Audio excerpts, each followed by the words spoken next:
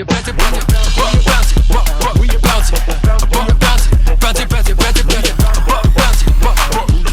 back to the Bounce Podcast. I'm your host Ayub, and what a special guest we have today. Joining us today is Shelley Gorman, an Australian Basketball Hall of Famer and 3-time Olympian. She has an impressive 5 WNBL championships, a league MVP, and she claimed a silver medal in the Sydney 2000 Olympics. Shelley's impact on the sport has been huge. She's currently an assistant coach with the Sydney Flames, helping out the next generation of basketball talent develop their game. Shelley, it's a pleasure to have you on. Yeah, thanks Ayub. Thanks for having me. No worries. All right, so I want to kind of start with your journey into the basketball kind of world. Like, how did that kind of start? Oh, that's a very long time ago. I started playing as a kid. Just my mum's friend had a team that they needed more kids to play, and I was one of those sporty kids who loved to do everything. So I gave it a go, and the rest is history. How did you first discover it? Was that kind of like because of when you were a kid, or was it more like later in the teen years? No, as a kid, I think I was probably eight. I think I was about 8 years old when I started playing. I did little ass. I played netball. I did tennis. I was one of those real sporty kids. And yeah, mum's friend, her daughters played, and I think I played netball with them. So then a lot of girls, when I was playing, did both, played basketball and netball. I feel like when you start younger, like the passion kind of grows a lot faster as well. Oh yeah, absolutely. I lived and breathed it as a kid. I think we made a group of friends, and we used to always go and watch the women's and the men's teams play, and it became a real community for us. I feel like having a community also helps a lot. Absolutely. Another thing is, how did you kind of end up pursuing the career in basketball? It basically happened for me. I think as a kid, I was really driven. I loved the game, and I was so passionate about it. So I was someone who always did the work, I was always at the basketball court shooting around. My dad introduced me to lifting very early. And so I was just really driven. And I think I was identified as an up and coming player from a young age. So I grew up in Victoria, in Melbourne, and they have really great basketball pathways that you just follow that take you through the system. And that's how I just went through, basically represented Diamond Valley, my local team, and then I made state teams, and then I made Australian teams from there. Very cool backstory. I feel like a lot of people don't really understand how to kind of get into basketball. Yeah, and I think the thing is, I did everything I would like. I loved it so much. In school holidays, I'd go to any basketball camp that was available, things like that. So I was always aware of following what was going on. What could I do to become better? I feel like that's a very good way to look at it. Looking back at your basketball career in general, you've done basically a lot of, basically you've done it all. So what sticks out to you the most? What, the highlight sort of thing, or what's the highlight? Yeah. Oh yeah, I mean, I've been really lucky, and playing overseas is a highlight, but nothing beats putting on the green and gold and representing your country. There's nothing like it, because the journey that you go through with initially the squad and then the team, just to even make the team, is big in itself. And then that journey of what you go through with your team to make it through to any sort of tournament or a world championships or Olympic games is it's pretty special. That would have been a crazy, I would have felt like a fever dream kind of thing. It would have just been a blur. Yeah, it basically, it is. I was, I think I was 19. I was 18 when I made my first Opals team, and I was 19 when I went to my first Olympic Games. So that's pretty overwhelming as that was a blur. That's what's going on, what's this game as a business? This is crazy. So, and then I was lucky enough to go to a couple more. So yeah, each experience was different. So was there any particular game or kind of competition that had a significant impact on your career, or was it just playing for Australia the biggest impact? I think playing for Australia probably had the biggest impact. I think that's where you get seen by, when I was playing, that's when you got seen to go and play in Europe. Or for me, I got to go and play in the States. And that was through playing for Australia. I think, things are a lot different now, but that was what made the biggest impact in my career, playing for Australia. Also, how was playing in the States? Amazing. I think for every kid, your dream is I'll probably play for Australia and also to play professionally. And, I played, it's a long time ago since I've played. It's, I've been retired for, 20 something years. So you got to remember back then, especially for female sportswomen, it was tough to be a professional, to actually play your sport and just do that. And that's what that enabled me to do. Well, I played in Germany, and so that enabled me to play as a professional. But making it in the States was incredible. Like, I think it was just part of the dream for me, was also to go and play there as well. So just to play against some of the best players in the world, and just to live like a professional basketballer, it's sort of part of the dream. Obviously, you've worked so hard to get to that point, and then eventually you got to that point, and you were like it's, oh my God, I can't believe I'm here, kind of thing. Yeah. I mean, you kind of, when you're in it, you're kind of just doing it. You're like, oh, okay, God, now I've got to go. I've got to step into this team, this new team. And I knew it would be really challenging because I'd heard how competitive. It was very different over there than playing here in Australia. Like, I think in Australia, we're very much, our team is very connected. We're a lot of times we're friends outside of basketball. There, you're on your own. It's very competitive amongst teammates because they want your minutes. So, it's a whole different ball game. Going to a different environment and having to compete with your teammates, such a different big challenge, that it was how would you overcome them, or how did you overcome them? I mean, I was lucky because I'd had the experience of playing in Germany, but that was very much, this is my experience anyway, but when I went to Germany, it was a lot more welcoming, and not that the States wasn't welcoming, but the competition wasn't as high for people trying to take your position, and if they're not happy. In the States, it's very, very competitive. So at practice, players are going at each other. You're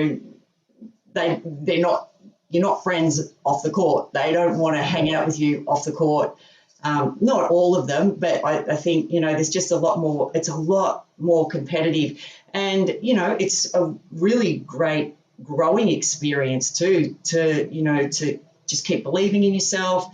To keep pushing yourself and things like that. So I felt it was really good for my game as well. Playing in a different environment would have helped you probably develop your skills a lot more.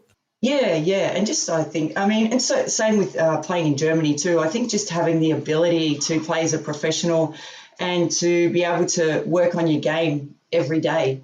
So, really cool. Well, so as a WNBL champion and a league MVP, what do you believe were the key factors that kind of set you apart from the rest of the competition, or the other players?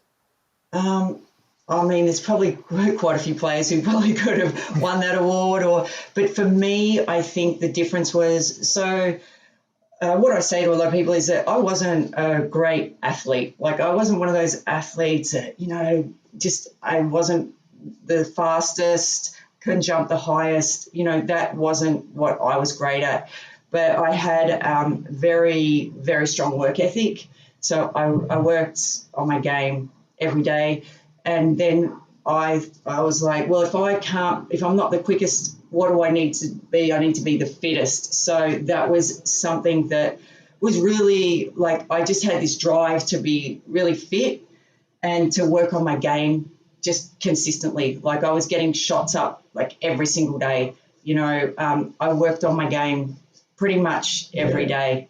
Yeah. So I think that was probably the thing that was my edge, the thing that set me aside. Not saying that other players didn't work hard, they did. But for me, I think it was all about preparation. I felt like that and this is what I try and instill in my players now, in my athletes now, is that you do the work and you do the preparation. You don't step on the court without confidence. You're not thinking, oh God, I hope this happens, or God, I hope I play well. You step on the court, you're nervous, but you're excited to play because you've done the work. So that's not a question. It's like, yeah, bring it on. I want this. I can't wait for this game to start and for me just to play. Having that excitement and like nervous energy, kind of like to prove to everyone that I have been putting the work in, and to kind of show that your work does pay off. Yeah, absolutely. So what was it like to win those championships? Because I feel like it's very different for everyone. And how was it for you? Yeah, I guess, and it's a similar thing. I think that each championship is different because you're with different groups of people, and you go, really it's about the journey you go on with your team and your teammates. And I think every one of them is different. Like the first one you win's insane, I think my first WNBL championship, I think I was 17. I was really young, 16, 17. And I know we were a really close unit, and we had a lot of fun outside of basketball as well. So we were really all good friends. So that was really special. I came up to Sydney, and we won the first championship for the Sydney Flames, and that was special in itself. Just it was really, I felt like that was when women's basketball, I just stepped into this world where Australia had taken this step in professionalism. It was really cool. We played at the entertainment centre before the men. The crowds were great. It was a really exciting time of basketball. So that was special. And then I won my last championship with the Canberra Capitals, and to retire by winning a championship was a great way to retire too, great way to finish. You think, yeah, I'm ready now. I'm good to retire. We've just won this championship. It was in Canberra. The community there was insane. They just got behind us. We had Lauren Jackson. So,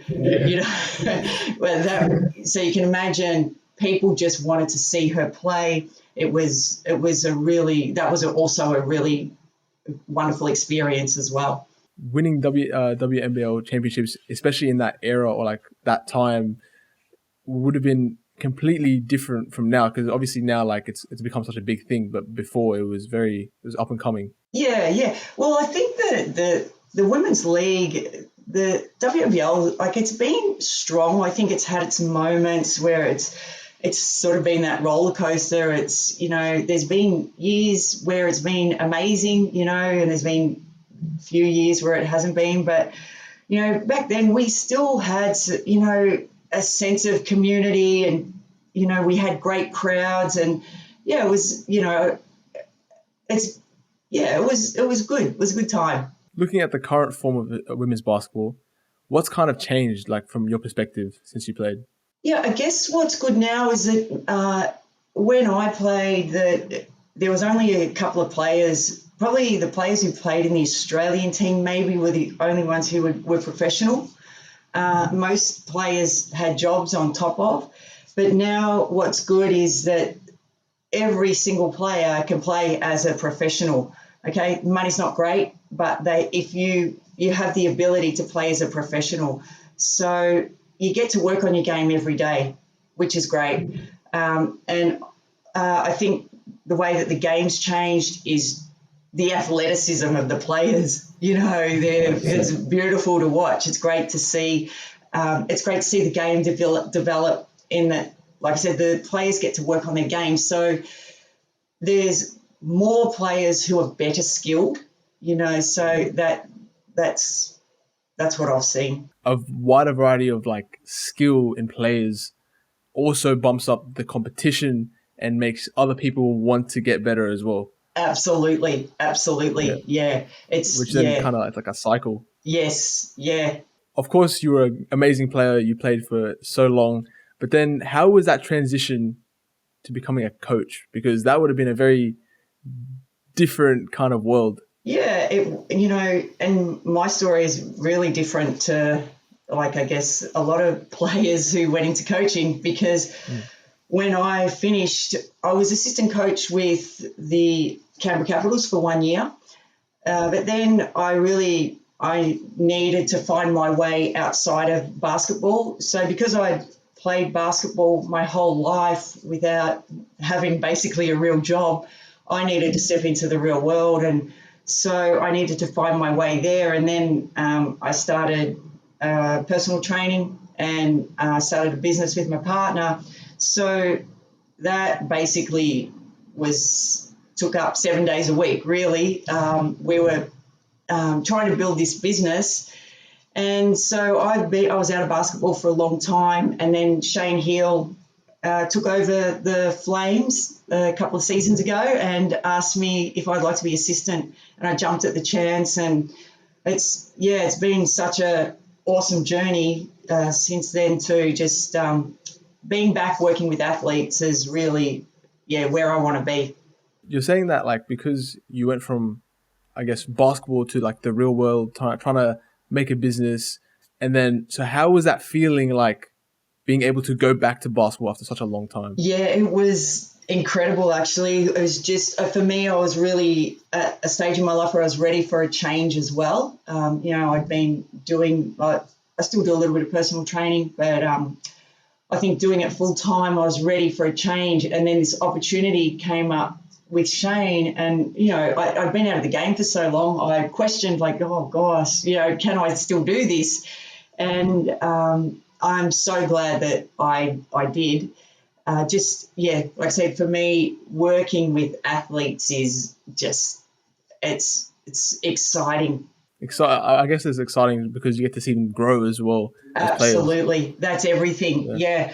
Yeah, I think because the big difference with personal training, that's more about motivating people. You don't have to motivate athletes; they want to be there, and you can see like a lot of things. I love working on the mindset of the game. Is a lot of people. This is where they struggle, right? This is where players go up and down. They question them. They question themselves. They might be shooting.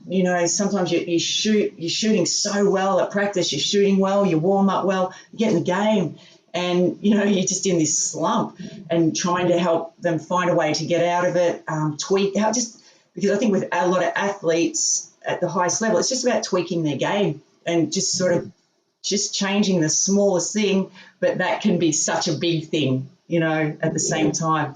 And I really love seeing just watching athletes reach their full potential, just helping them get there to that potential.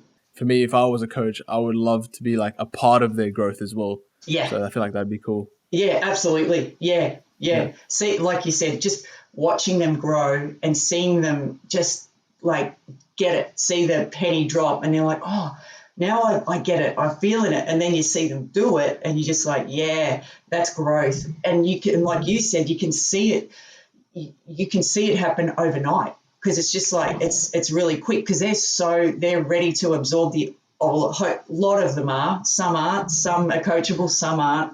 But the players that are coachable and want it, who they are. And you can see they just want to be better. And they're like sponges. And they're just like, yeah, just tell me what I need to do. What do you think? And it's, I love that. I kind of want to talk about the Olympics now. How, like, that would have just been like, obviously that would have been a crazy moment for you. But you did win a silver medal in the 2000 Olympics. Can you just tell us about that? Like, how was that experience? Yeah, so we won a bronze in Atlanta in '96. So firstly with that one, that was insane. Australia had never won a medal in an Olympic Games before, men or women. So that was the first medal we'd ever won. So, and with a bronze medal, you win the game. So you get to step up. It's insane. I think I remember stepping up on the dais and you get the medal and you're just like, oh God, I don't want this to end. Just this moment don't ever end. It felt so good because we had a lot of our friends and family were in the crowd as well. So it was such a cool moment. And the thing with it is that you have it for a lifetime. That's what's really cool about it too. And for me, my journey to the Sydney Olympics, for me, everyone's got a story and everyone's story is different. But for me, I was actually dropped from the Australian team 2 years before the 2000 Olympics. And the coach actually said to me, Shelley, you're done. You'll never play for Australia again. You're done. And I was devastated because I wasn't ready. I wasn't prepared to hear this. I was absolutely devastated. And at that moment, I thought, oh, it's time for me just to give it up. I'm done. If I can't go to this next Olympics, which was like, that was my goal, I'm like, I don't even want to play anymore. But I sat with what he told me. And then I decided I needed to finish my career the way I wanted to. So I was just like, right, I'm just going to finish off this season and play it, give it everything I've got. And at the end of the season, at the WNBL, I was asked if I could come and help out the Australian team. They needed some extra players just for training, and I knew everything that they did, and so I was like, okay, I'll come and help out. And then from there, I got announced in the squad, which I was like, wow, cool. But I never ever thought I'd make it, and I just kept making the cut, and then I made the team. So for me to even just to get to the Olympics was so incredible, and then to be a part of it, like insane. Sydney was just the most amazing place. Just before the Olympics, during the Olympics, after the Olympics, just every person in Sydney. It was like a big love bomb being dropped on Sydney. I think we need something like that again. It was beautiful. People were just so, friendly, excited, talking about it. It was just cool to be here. And then to get the silver medal was amazing, and amazing to be a part of it. Like you lose the game. We lost the gold medal game. So that doesn't feel good, but it's kind of like one of those things where you're over it in a second because it's like, okay, well, we've got a silver medal. It's pretty cool. So, it was awesome. Can you kind of describe the emotion? What kind of do you feel? Like just happiness, or like what do you... It's just like, I guess a lot of it is like relief too. Like it's like, oh wow, we've done it, we're here, we've made it, because the journey's tough to get there. Like it's a roller, and especially for me, it was a roller coaster getting there. Like I kept thinking every time a cut was being made with the squad, the Australian squad, I was like, okay, this is my turn. I'm going to get cut. And then I'd be like, oh, I've made it again. Wow, this is awesome. Okay, next step. So when you step on the dais, it is like, oh God, here we are, we did it. It's wonderful. But in Sydney, what was kind of cool was we stood up on the dais, and the American anthem plays when they step up, but all you could hear was all the Aussies in the crowd singing our national anthem. And it was just, it was awesome. 100%. That would have been so cool. I wish I could have experienced something like that. Yeah. Yeah, you're a 3-time Olympian. But how big of a difference was it to play in front of Australia, like right there to support? So like, you can't describe it. Any Olympics obviously is amazing to play in, and that's the thing. They've all got their different reasons. It's amazing playing in another country, but then having your friends and family there, and you can hear them in the crowd, and they're there, and that's special.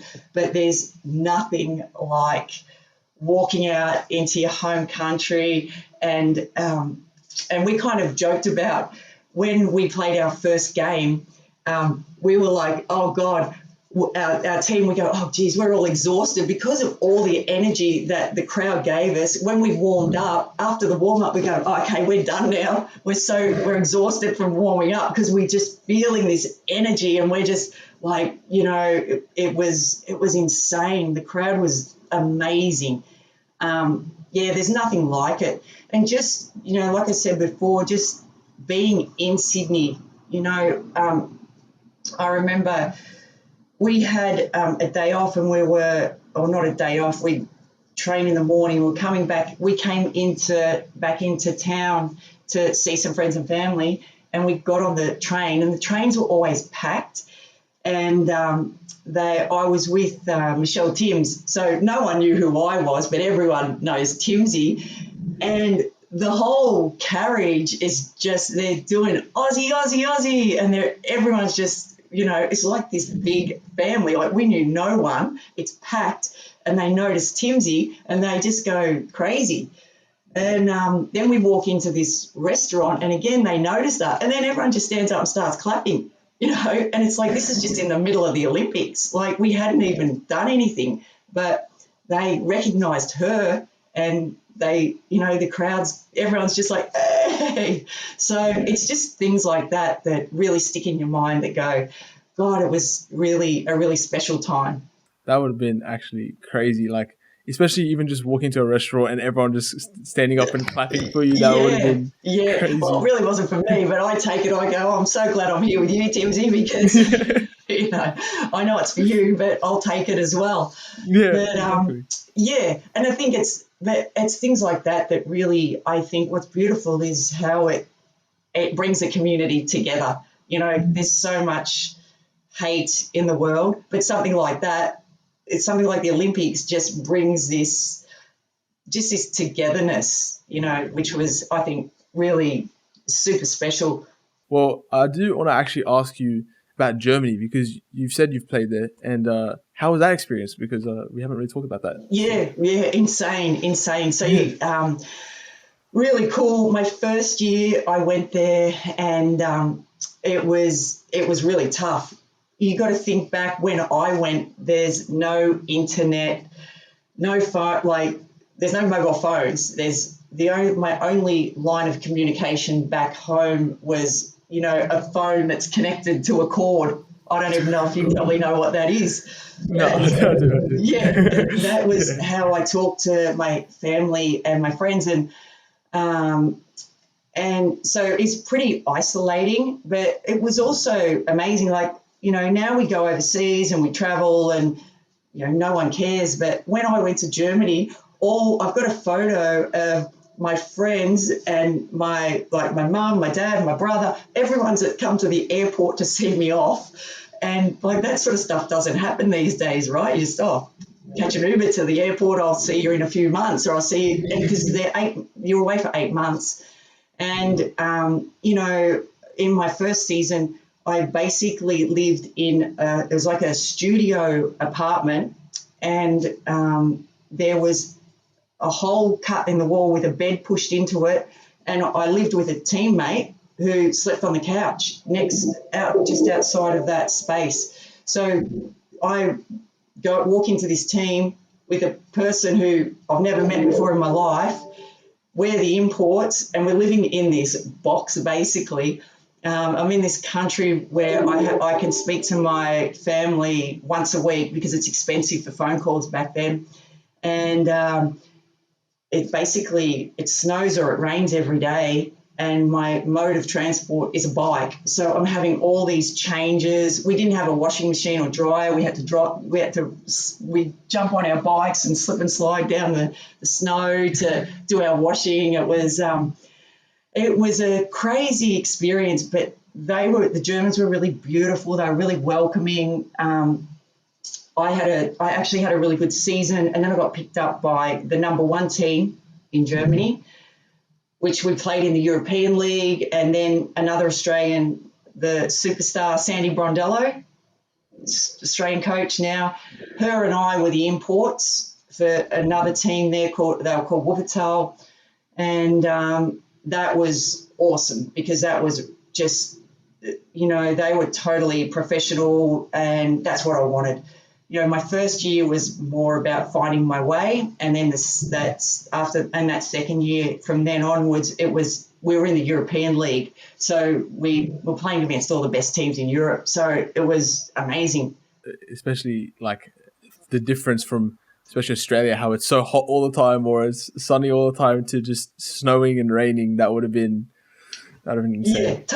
it's a total culture shock, and I Yeah. was only young too. So, I think my mum still did my washing and, things like that. So looking after yourself completely and, cooking for yourself and, all those things were all new. And in this foreign country, where a lot of I guess the younger people spoke English, but a lot of times you go into shops and they didn't, and I didn't speak German, but it was a really awesome experience. And like I said, the Germans were really really welcoming, they were really beautiful. Yeah, I really loved it. Also, how was playing in the European League? So like obviously you had to verse crazy amount of people, and obviously they're at such a high level and skill. Yeah. Um, Yeah. how was that? Yeah, How was it that?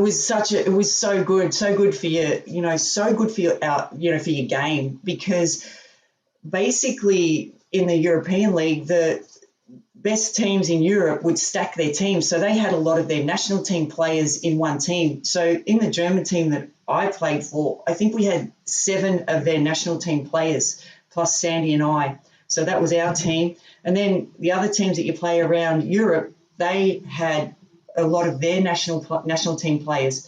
So you're playing against, and then they might have 1 or 2 Americans or, whoever their imports were. So you're playing against the best players in the world. It was just such a great experience, because I was going to play in Germany no matter what, but then to have that on top of and being able to play in the Euro League, yeah, really, really lucky. I don't really know the timeline, but was Germany before or after?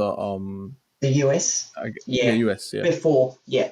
I went to Germany young. I think I was like 20 or 21 when I went to Germany. So yeah, really pretty young. I keep thinking about how like you experience this whole like journey, especially like from like 16 onwards or like 17 onwards, and so I just like I don't know, like as a young person, how did you like deal with that? Yeah, I think when you're in it, you don't really think, you're not thinking about your age. All you're thinking about is like, I want to make this team. This is my next step. This is where I want to get to. But I also think that I was really, really lucky when Sandy Brondello and myself, we made the Australian team at the same time together. And when we walked into the Australian team, I think we were that lucky to have this amazing group of women who, they showed us the way. They were very much old school. It doesn't matter. You come to train, you train hard no matter what. But they were also very nurturing with us, like always. They treated us as equals. They looked after us, checked in on us, made a lot of fun of us. But I think that they, either consciously or subconsciously, they set the tone for us. So I was lucky. They say you become the people that you're surrounded by. And I think so for me, I was always really lucky in it, because I was always young when I made these teams. I'm surrounded by these people who are living life to their best. They're giving life everything they've got. They're trying to be the best they can at what they do. So, there is a lot of truth in that. Be around people who are better than you, because you're going to rise yourself to that, right? So I think I was lucky to have that experience without even knowing it. Like I'd be thinking, oh, they're being hard on me, but now I look back and I go, oh my God, how lucky was I to be surrounded by that. 100%. Being surrounded by people who inspire you, and also like you being able to vibe off their energy as well. Yeah. That would have been such a amazing kind of I guess experience. Yeah. Without even knowing it, right? Like I think, we're trying to offer people advice all the time, like be around people who are better than you, that challenge you, because you lift and be like them. But it's like, oh yeah, whatever. You don't know it. It's always a lot of times in reflection, isn't it? You'll look back and go, wow, that was I was so lucky to be in this environment that really helped me grow, when at the time it might have been like, oh, this is so hard. Reflecting back on your journey is probably like kind of the best part of it. Like even just having the journey itself is enjoyable, but when you get to the destination, you're kind of like, oh my God, I should have enjoyed the journey more. Yeah, absolutely. Yeah, because I mean, it's tricky though, I think, because during the journey is where all this growth is happening and we're out of our comfort zone. We feel uncomfortable. It feels hard. We question ourselves. We question, are we good enough? And you just keep pushing. And that's why it's so hard. There's a lot of internal turmoil, I think, and a lot of it that we don't even share with anyone. It's an inner struggle, but that's the fight we need to get through to get to that, like you said, to that destination, right? And then we get to breathe and and then enjoy it, I think. And that's life, isn't it? That's the way it goes. It's hard to really 100%. We say enjoy it while you're in it, but it's hard because it's stressful. If you had to give like your younger self advice, what would it be?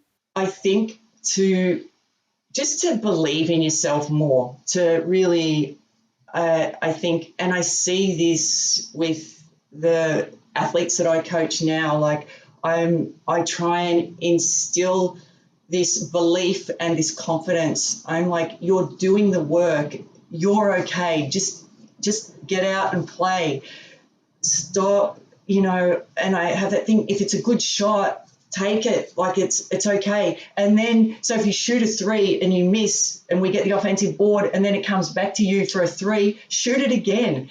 Like, I don't know, I think guys are probably a bit different to the girls. Like I really see this with female athletes, is this confidence thing where I'm just like, and I see it because I lived it as well, but I'm like, that's stopping you. Like, I think so many people who are high achievers are perfectionists, but it's that fine line, because it kind of holds them back, because they're like, oh, that's not perfect, so I won't do it next time.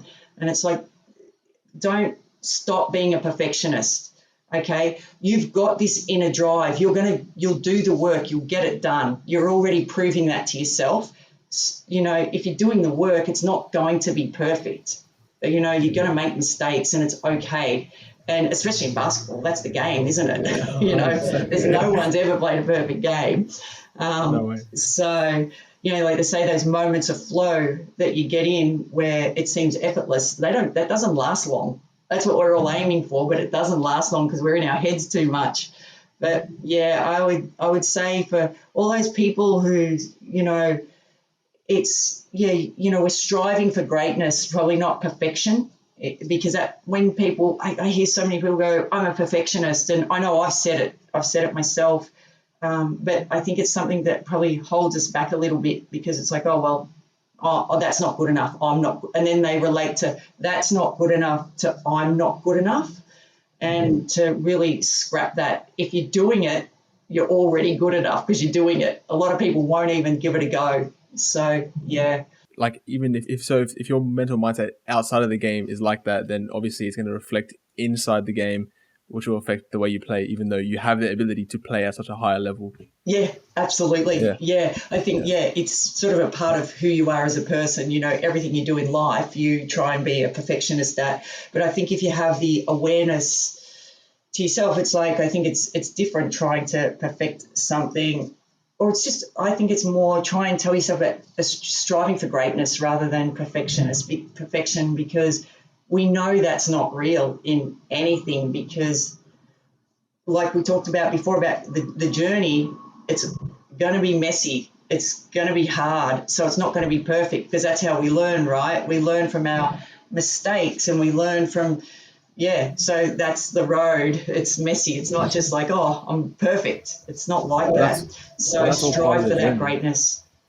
Yeah, I feel like that's all part of the journey as well. Like just failing and then coming back and bouncing back and trying to get through all those motions. Yeah, totally. And that's the thing, isn't it? If you can push through that emotion, you've already won. I want to kind of give you the chance to tell the world what's kind of been happening with you and what you have up next. So if you want to just tell the audience what what they should look out for? Well, I'm just at the moment, I'm coaching the Sydney Comets in the NBL 1 and absolutely loving that. It's our first season that Sydney Comets have put a team in the NBL 1. And just really, really loving that experience. We've got a great bunch of athletes, and watching them grow every week has been really special. Still working on my business, Urban Warriors. So look us up if you are interested in any sort of coaching, and that's basketball, fitness, nutrition, mindset, things like that. Well, just to end off the podcast, I have 10 quick fire questions to ask you. Oh, dear. So, yeah, here we go. Okay, so the first one is, what was your favorite move on the court? Baseline jumper. Best advice you've ever received? Oh God, so much. Best, just don't give up. Toughest person you've ever had to guard? Oh my God, so many. I'd have to say, because I'm not quick, I'm saying the guards, little guards like Timsy. Yeah, Michelle Timms. What was your favorite pre-game meal if you had one? Pasta. Yeah, 100%. Yeah. Old school. Who is your dream teammate, past or present? Oh, Lauren Jackson. What's your favorite basketball shoe? Oh, I have to say the Jordan 1s at the moment. That's what I'm living in. So that's all that comes to mind. But I would never play in them. I'm too old to go back to what I played in. But what I wear now are the Jordan 1s or the Dunks. Who is the greatest basketball player of all time? So who's the GOAT? Lauren Jackson. In a heartbeat, Lauren Jackson. Unbelievable. Gift. She's gifted. There'll be never, in our lifetime, I don't think we'll see another Lauren Jackson. That's how good she was. Favorite basketball movie or regular movie if you don't have a favorite basketball movie? Oh, God. You asked the tough questions. I think 100%. The Last Dance was an amazing documentary to watch. Yeah, I love that documentary, to be honest. That was a very cool documentary. Yeah, I think just seeing the history and seeing how, what actually went on. I think that's what we all want to know, right?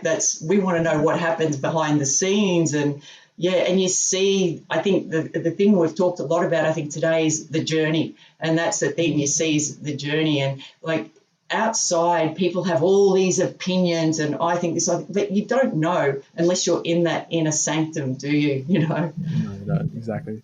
Well, the last question is favorite memory on the basketball court. Out of all the memories you have, which are definitely a lot of experiences, what's your favorite one? I think the moment that we won the bronze medal in Atlanta, just that moment, that feeling that we had done it was like, I can still feel it. So I think that's probably, my favorite memory. Yeah. That would have also been because the first ever medal as well. Yeah, I think that was in the back of our mind. I think we had a really long journey to get there. So we went to 88 Olympics in Seoul. Then the 92 Olympics in Barcelona, we didn't actually qualify for. The qualification process was really difficult, and we ended up, it was like a 5-point differentiation in a game, and we didn't go. We missed out. So we had to sit and watch the Barcelona Olympics. So we had 8 years to prepare for 96. And then our journey to get there was really tough. We did a lot of travel. Back then, a lot of teams didn't come to Australia to play. We had to go overseas a lot. And travel was tough. And we played a lot of games. We did a lot of work, a lot of mindset work. It was an amazing experience looking back, but I remember us going through the experience it was tough. And, we were tired. It was hard physically and mentally. And the Olympics it's a 2-week experience for basketball, because we used to go, back then it was game on, day off, game on, day off. And so through the whole 2 weeks, you're in this just mental, you want it over. Like when you're in it, you just want it over because you want the result. So it's a weird experience, but to be, on the court and to finish that game and go, oh my God, we did it. Like that was, I still remember it. Yeah, as you've said so many times, the relief you would have felt would have been amazing. Yeah. Well, that's about all for today. Awesome. Thank you so much for coming on. It's been a pleasure. It's been amazing to talk to you. Yeah. And see your side of everything. Yeah, appreciate it. It was a really cool interview. Thanks, Ayub.